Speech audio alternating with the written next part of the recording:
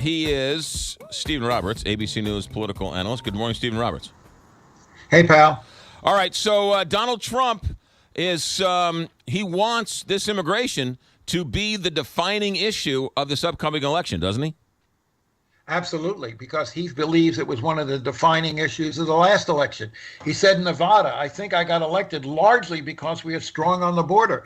He said in the New York Times this morning, my people love it when I talk about the country being invaded and infested by murderers and thieves.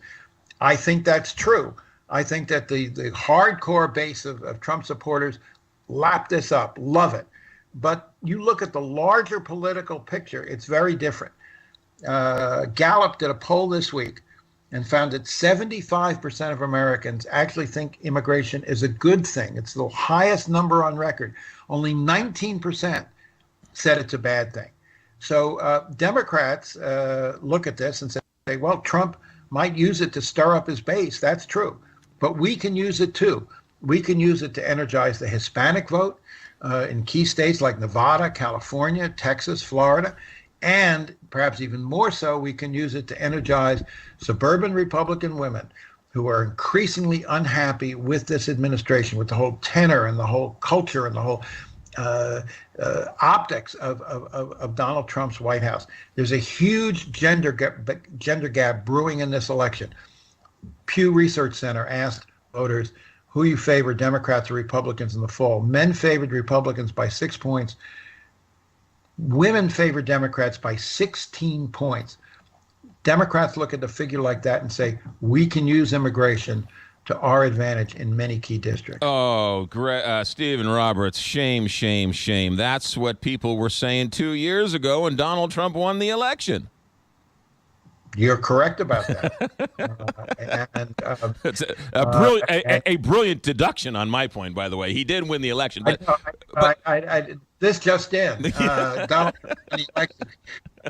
You're absolutely right about that. And any Democrat who underestimates Donald Trump's political shrewdness is making a huge mistake. Any Democrat who thinks that this election is going to be an easy win for Democrats is making a huge mistake.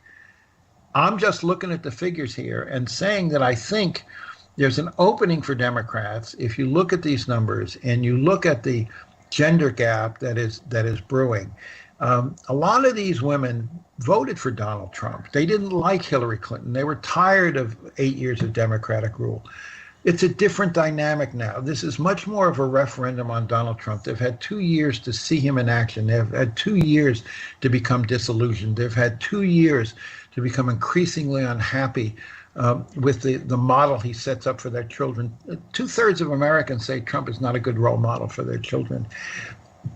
Is that absolutely going to dictate the fall election? No. In states like Missouri, Senator McCaskill is still going to have a huge problem in getting reelected.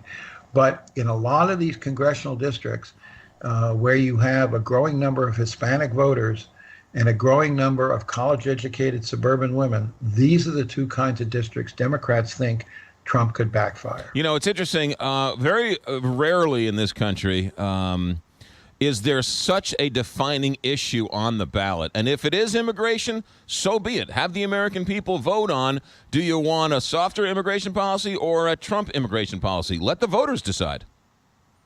Well, and one of the key variables here is trying to figure out what's true and what's not true. And part of what Donald Trump does is repeat untruths over and over again. Take just one example, that immigrants cause crime, and that he had at the White House this big event last week with what he calls the angel families, people whose loved ones were murdered by illegal immigrants. And are those stories real? Yes. Are there examples of this? Yes. But the overall facts contradict the president's assertions. Every study I've seen, and I've looked at 3 or 4 of them, all come to the same conclusion, which is that, in fact, immigrants commit crimes at a much lower rate than native-born Americans. Immigrants are incarcerated at a much lower rate than native-born Americans. And yet the president continues to say over and over and over again that these are murderers and thieves who are invading our country and causing crime. So part of the question here as this emerges as a political issue is, who do people believe? And is there a role for facts anymore in American politics, or is it all spin, all subjective, all what Donald Trump says it is? Stephen Roberts, ABC News political analyst, every Monday with us. Have a good day, Stephen. Thanks for checking in. Okay.